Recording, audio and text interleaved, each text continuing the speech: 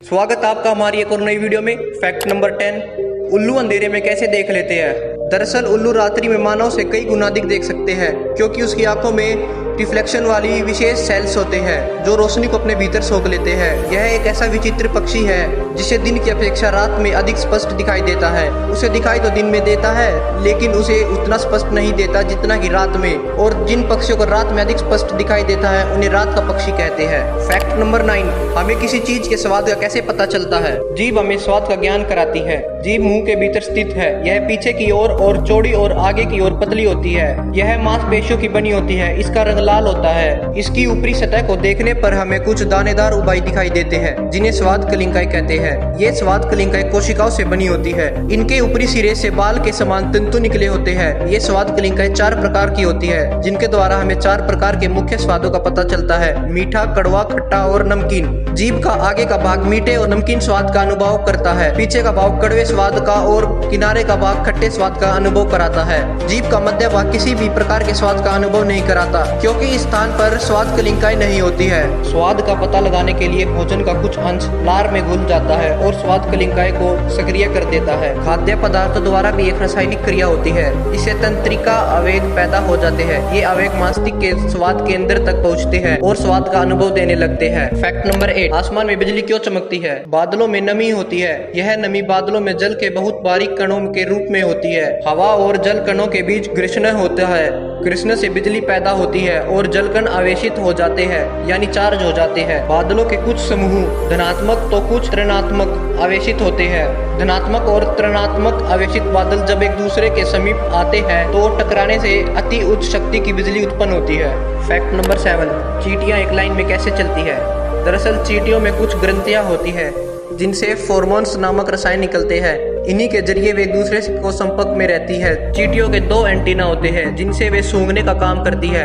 रानी चींटी भोजन की तलाश में निकलती है तो फेरोमोन्स छोड़ती जाती है। दूसरी चींटियां अपने एंटीना से उसे सूंघती हुई रानी चींटी के पीछे पीछे चली जाती है। जब रानी चींटी एक खास फेरोमोन बनाना बंद कर देती है तो चींटियां नई चींटियों को रानी चुन लेती है। फेरोमोन्स का प्रयोग और बहुत सी स्थितियों में होता है, जैसे अगर कोई चींटी कुचल जाए तो चेतावनी के फेरोमोन्स का रिसाव करती है, जिससे बाकी चींटियां हमले के लिए तैयार हो जाती है। फेरोमोन से यह भी पता चलता है कि कौन सी चींटी किस कार्यालय का हिस्सा है। फैक्ट नंबर 6, जुकाम हो जाने पर हमारी नाक से गंध आनी क्यों बंद हो जाती है। दरअसल गंध को सूंघने का कार्य हमारी नाक द्वारा होता है। जब हम किसी गंध को सूंघते हैं तो हमारी नाक की तंत्रिकाओं के माध्यम से गंध की सूचना हमारे मस्तिष्क को पहुंचती है, जिससे हमें गंध की जानकारी मिलती है। परंतु जुकाम होने पर संदेश पहुंचाने वाली तंत्रिकाओं के सिरे श्लेष्मा के कारण बंद हो जाते हैं, जिससे गंध की जानकारी हमारे मस्तिष्क को नहीं पहुंच पाती है। इसी कारण हमें जुकाम हो जाने पर हमारी नाक से गंध का अनुभव होना बंद हो जाता है। फैक्ट नंबर 5, बर्फ पानी के ऊपर क्यों तैरती है।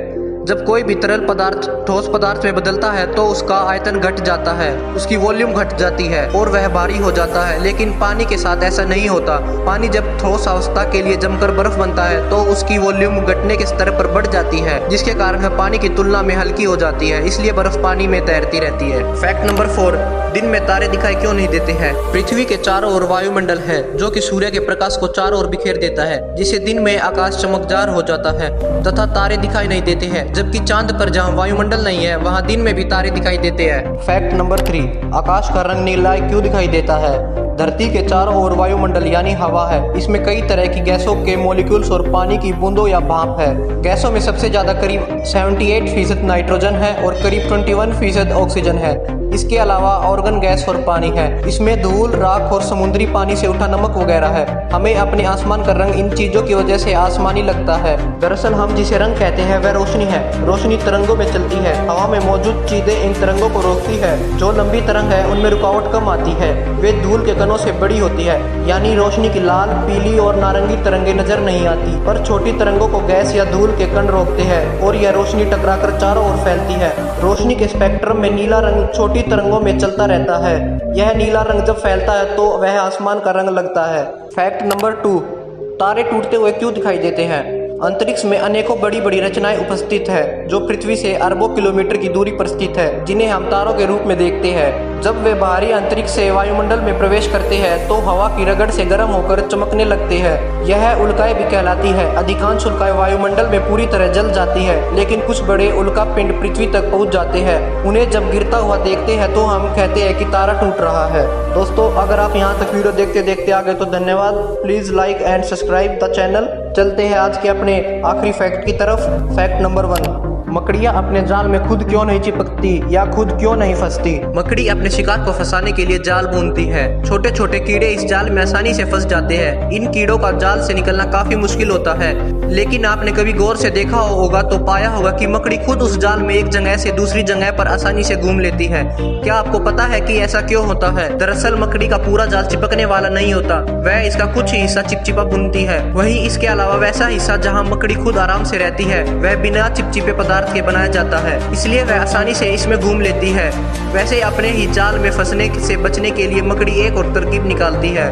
वह रोजाना अपने पैर काफी अच्छे से साफ करती है ताकि इन पर लगी धूल और दूसरे कण निकल जाए। कुछ वैज्ञानिक मानते हैं कि मकड़ी का पैर तेलीय होता है, इससे वह जाल में नहीं फंसती और इसमें घूमती रहती है। लेकिन सच यह है कि मकड़ियों के पास ऑयल ग्लैंड्स नहीं होते हैं। वहीं कुछ वैज्ञानिक इसकी वजह मकड़ी की टांगों पर मौजूद बालों को मानते हैं, जिन पर जाल की चिपचिपाहट का कोई असर नहीं होता। Thank you for watching. Please like share and subscribe the channel.